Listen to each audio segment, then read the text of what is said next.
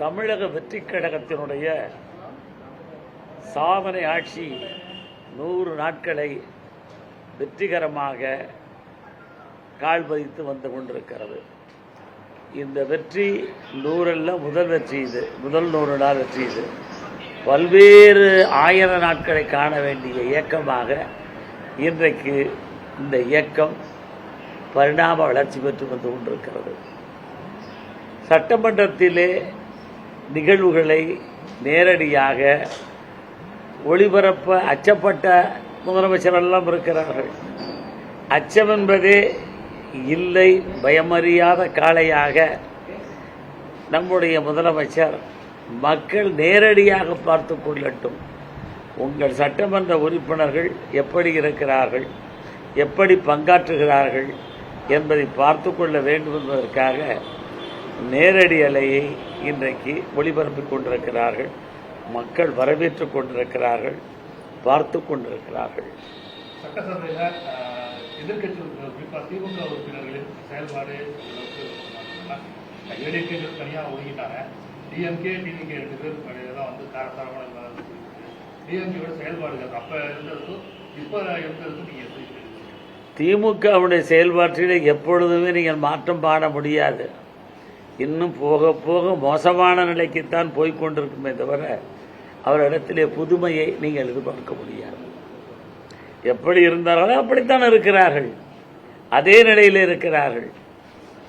இப்படிப்பட்ட ஒரு முதலமைச்சர் காலத்திலே தான் சபாநாயகர் அமைச்சருடைய பேச்சை கூட தடுத்து நிறுத்திவிட்டு எதிர்க்கட்சி தலைவர்களை எல்லாம் பேச அழைக்கிறார் என்று சொன்னார். இதைவிட இந்தியாவிலே ஜனநாயகம் வேறு எங்கும் தலை தோங்கியதில்லை. அரசியல் மாற்றத்திற்கு வெளியில வந்து தரக்குறைவான பேச்சுகள், அரசியல் ரீதியாக வந்து பேசப்பட்டு சட்டசபைக்குள்ளேயே அரசியல் நாகரிகமான பேச்சுகள் வந்து அதுவும் இந்த செஷன் வந்து போயிட்டு இருக்கிறதா நம்ம வந்து கண்கூடா நேரத்தில் பார்க்கலாம். பேரறிஞர் அண்ணா அவர்கள் ஒரு முறை தெளிவாக சொன்னார்கள்,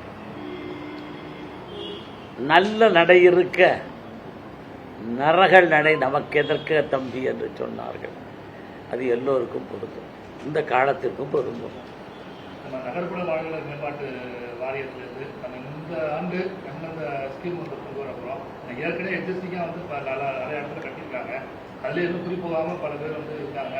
குறி போயும் பல்வேறு அடிப்படை வசதி இல்லாமல் வந்து பின்னாடி இருக்காங்க. நம்ம எந்த அளவுக்கு மேம்படுத்த நகர்ப்புற வாழ்விட மேம்பாட்டு வாரியம் கடந்த காலத்திலே பல சோதனைகளை கண்டு கொண்டிருக்கிறது. மக்கள் விரும்பாத இடங்களிலே அடுக்குமாடி குடியிருப்புகள் உருவாக்கி இருக்கிறார்கள். அங்கே மக்கள் போவதற்கு அவர்கள் கேட்பதெல்லாம் எங்களுடைய வாழ்வாதாரம் இங்கே இல்லை, வெளியே இடத்திலே இருக்கிறது என்பதற்காகத்தான் அவர்கள் வந்து நிறைய இடங்களிலே இன்னும் குடியமர விருப்பம் தெரிவிக்க இல்லை. ஆனால் இப்போ நாங்கள் வந்து முதல் கட்டமாக எல்லா குடியிருப்புகளிலும் மக்களை குடி அமர்த்துவதற்கு வேண்டிய அனைத்து வசதிகளையும் இந்த வாரியம் செய்யும். அதிமுக இருந்து நீங்க வந்து வாரிய தலைவராக இருக்கீங்க. எம்ஜிஆர் காலத்திலையும் நீங்க பாத்துறீங்க, ஜெயலலிதா காலத்திலையும் நீங்க பாத்தீங்க. இப்போது அதிமுக எந்த நிலையில இருக்கு? அதிமுக எங்கே இருக்கிறது என்று தொலைநோக்கு பார்வையோடு தேடி பார்த்தாலும் கூட கண்ணுக்கு கிடைக்கவில்லை.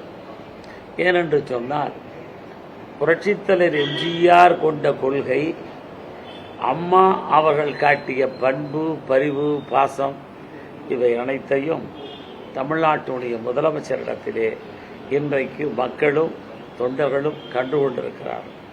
எனவே அதிமுக என்பது தமிழக வெற்றி கழகத்தோடு இணைந்து 2-3 மாதங்கள் கடந்தாகிவிட்டன.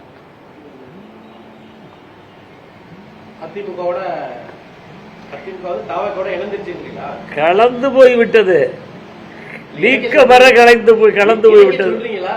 எதுக்கு சார்? எங்க இருந்தா தானே இணைக்கிறதுக்கு? எல்லாமே வந்த பிற்பாடு வெள்ளம் என்ன, மடிச்சா என்ன, போடா என்ன, எல்லாம் வெள்ள கணக்கிலே வந்து சேர்ந்து விட்டார்கள். இந்த மாதிரி அனுபவம் வாய்ந்த அரசியல்வாதிகள் வந்து இப்ப புதுசா இருக்கக்கூடிய தாவேக அனுபவம் இல்லாத அந்த நபர்களோட எப்படி இணைஞ்சு பணி செய்ய முடியுது? என்ன அனுபவம் இல்லைன்னு என்று சொல்றீங்க நீங்க?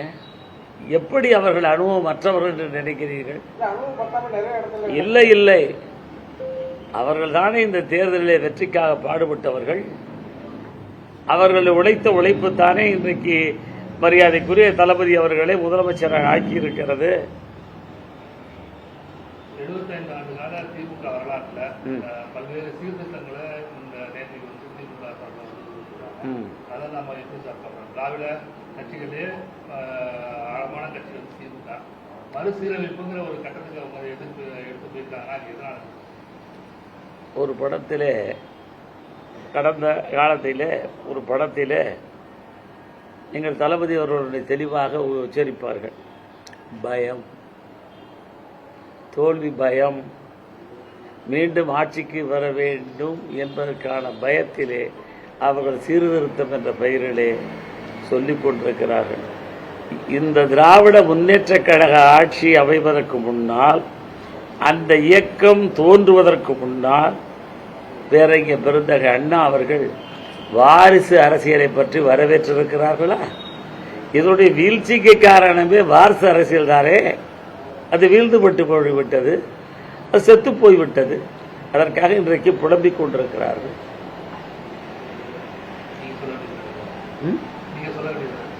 100 நாட்களில் தமிழக வெற்றி கழகத்தினுடைய அரசினுடைய பல்வேறு சாதனைகள் தொலைநோக்கு திட்டத்தோடு மக்களுக்கு சென்றடைந்து கொண்டிருக்கிறது. ஏதோ இன்னைக்கு வந்து கொடுத்துட்டு போற மாதிரி திட்டங்கள் இல்லை, எல்லாமே நீடித்து நிலைத்த ஒரு அரசாங்கம் செயல்படுவதற்கு தொலைநோக்கு திட்டங்களோ இந்த அரசினுடைய திட்டங்கள் ஒவ்வொன்றும் அமைந்திருக்கிறது. கிடப்பிலே கிடந்த பல திட்டங்கள், ஏன் புதுக்கோட்டை கூட காவிரி குண்டாறு இணைப்பு திட்டத்தை திமுக ஆட்சியிலே அவர்கள் சல்லி பைசா கூட ஒதுக்க மாட்டேன் என்று சொன்னவர்கள். ஆனால் இன்றைக்கு தமிழகத்தினுடைய வெற்றி கழகத்தினுடைய அரசு, முதலமைச்சர் தளபதி அவர்கள் நிதி ஒதுக்கீடு செய்து பணியை துவக்க இருக்கிறார்கள். அசம்பிளில நம்ம அடுத்த கட்ட நடவடிக்கையா சிஎம் கொண்டு போறதுக்கு, பிஎம் கொண்டு போறதுக்கு அமைச்சர்கள் வந்து பேசியிருக்காங்க. இன்னைக்கு மாணிக்கம் தாக்கூர் வந்து பேசுறது காங்கிரஸ் மாணிக்கம் இன்னும் நடிகர்கள் மனப்பான்மையிலேயே கேள்வி கேட்கறாங்க இருக்காங்க. அதனால இந்த பதில சொல்றாங்க, ரசிகர்கள் மனநில இருந்து அவங்க வந்து குற்றங்களா மாறல அப்படிங்கிறது மாணிக்கம் தாக்கூர் கற்றுக்கிறாரு. தமிழகத்தினுடைய வரலாற்றை புரட்டி மீண்டும் ஒரு முறை பார்க்க வேண்டும் என்று கேட்டுக்கொள்கிறேன். புரட்சித் தலைவர் எம்ஜிஆர் கட்சியை ஆரம்பித்த பொழுது இதே கருணாநிதி அவர்கள் என்ன சொன்னார்கள்? தனிமரம் தோப்பாகுமா? கேட்டவர் யார்? அவர்தானே. அது தோப்பாக மாறி மட்டுமல்ல, மணங்கமலும் சந்தன மரங்களாக காடுகளாக வருவார்கள் இல்லையா? இப்படித்தான் சொல்லுவார்கள். இது பற்றிய கவலை எங்களுக்கு இல்லை. எங்கள் கிடத்திலே கிடைக்கக்கூடிய தங்கங்கள், வைரங்கள், மாணிக்கங்கள் போன்ற அமைப்பிலே உள்ள எங்கள் தொண்டர்களை எங்களால் சீர்படுத்தி இருக்கிறோம், சீர்படுத்தி கொள்ளுவோம். அவர் நன்றாக இருக்கிறார்கள், வளமோடு இருக்கிறார்கள், அரசியலை புரிந்து கொண்டிருக்கிறார்கள். காலத்துக்கேற்ற மாற்றங்கள்.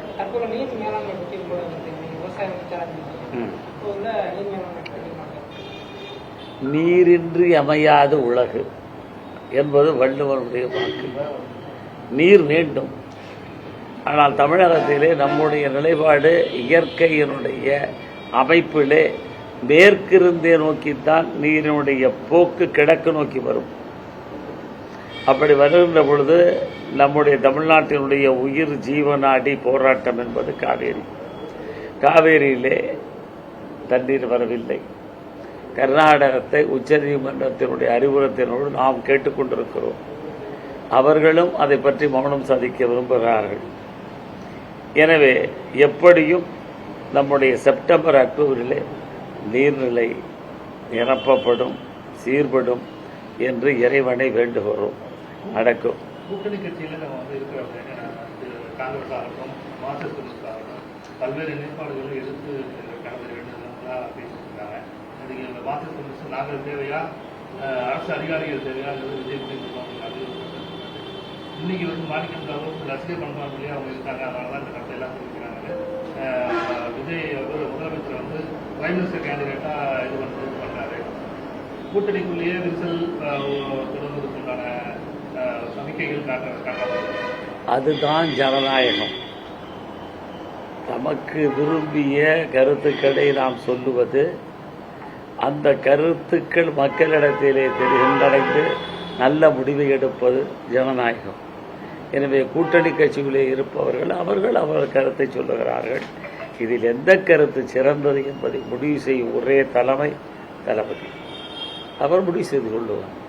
சார், நீங்க அமைச்சராக இருந்தீங்க, ஏற்கனவே சட்டமன்ற உறுப்பினராக இருந்தீங்க. சட்டமன்றத்தில் இப்ப நிறைய அமைப்புலேருந்து நீக்கிறது தான் அதிகமா போயிட்டு இருக்கு. ஏன்னா ஆளுங்கட்சியினரும் சரி எதிர்கட்சியினரும் சரி அது சரியான முறையில் நடைபெற போயிட்டு இருக்காங்க.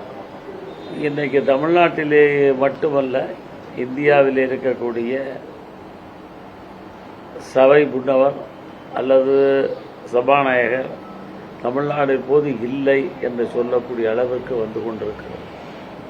ஆக ஒரு நடுநிலைமை தவறாத ஒரு சபாநாயகர் ஆளுங்கட்சியுடைய பேச்சையும் அவர் நீக்குகிறார், எதிர்க்கட்சியுடைய பேச்சையும் நீக்குகிறார் என்று சொன்னால் அவர் ஆளுங்கட்சிக்கு ஜால்ரா போடவில்லை, எதிர்க்கட்சிக்கு அஞ்சி பயந்து ஓடவும் இல்லை.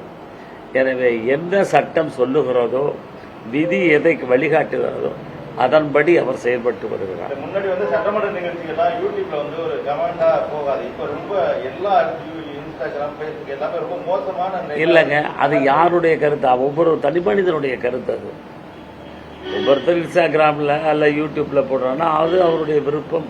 இல்ல, தவறான கருத்துக்களை பரப்பும் போது அது மாதிரி அதாவது அதை வரைமுறைப்படுத்துறதுக்கு ஏதாவது நடவடிக்கைகள் எடுக்கணும் அப்படின்ற மாதிரி இருக்கா? தவறு செய்தால் அது திருத்தப்படும். எங்கள் முதலமைச்சரால் புரியுதா? போற்றுவோர் போற்றட்டும், புழுதி வாரி தூற்றுவோர் தூற்றட்டும், என் கடன் பணி செய்து கிடப்பதே என்று சொன்னான் பாவேந்தன் பாரதிதாசன். அந்த வழியில் எங்களுடைய முதலமைச்சர் அவர்கள் சென்று கொண்டிருக்கிறார்.